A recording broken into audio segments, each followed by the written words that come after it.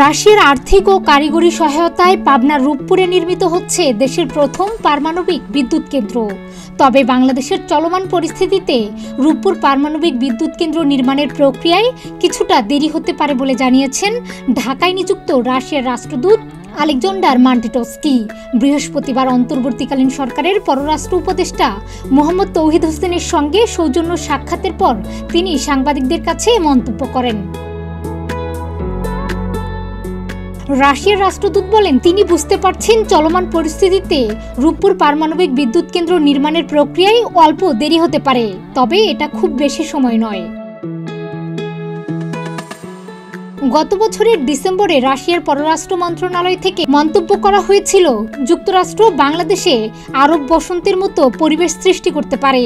সম্প্রতি ছাত্র জনতার আন্দোলন কি সেই রকম বাংলা বসন্ত কিনা এমন প্রশ্নের জবাবে রাশিয়ার রাষ্ট্রদূত মান্টিটস্কি বলেন, তার কাছে এ ধরনের কোনো তথ্য নেই।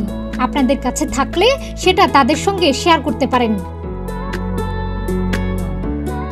এদিকে বৈঠকের পর পররাষ্ট্র উপদেষ্টা এম তৌহিদ হোসেন সাংবাদিকদের বলেন, তিনি রাষ্ট্রদূতকে বলেছেন, যেহেতু রাশিয়ার বিরুদ্ধে নিষেধাজ্ঞা আছে, আমাদের যে অবস্থান, আমরা তো যুদ্ধ করতে যাব না কারো সঙ্গে। কাজে আমাদের যেটা করতে হবে সেটা হলো স্যাংশন রেজিমের ভেতর দিয়ে আমরা যেটুকু সহায়তা করতে পারি সেটুকু আমরা করব, তবে আমাদের নিরাপদ পথে চলতে হবে।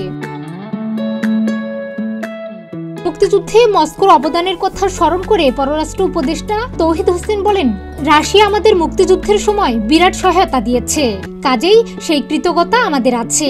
এ সময় তিনি রাষ্ট্রদূতকে বলেন, তাদের অবদান নিয়ে কোনো সন্দেহ নেই, তোমাদের শ্রদ্ধা করি, বন্ধু মনে করি। রূপপুর বিদ্যুৎ কেন্দ্র প্রসঙ্গে উপদেষ্টা বলেন, রূপপুর বিদ্যুৎ কেন্দ্র নিয়ে কথা হয়েছে, এটার কাজ চালু রাখার ব্যাপারে যে সহায়তা লাগে সেটা আমরা করব। নির্মাণাধীন দেশের সর্ববৃহৎ পারমাণবিক বিদ্যুৎ কেন্দ্র প্রকল্পটি বাস্তবায়ন করছে বিজ্ঞান ও প্রযুক্তি মন্ত্রণালয়ের আওতাধীন পরমাণু শক্তি কমিশন। এই প্রকল্পের আওতায় 1200 মেগাওয়াটের দুটি ইউনিট নির্মাণ করছে রাশিয়ার রাষ্ট্রীয় পরমাণু সংস্থা রোসাটমের সহযোগী প্রতিষ্ঠান অ্যাটমস্ট্রেট এক্সপোর্ট।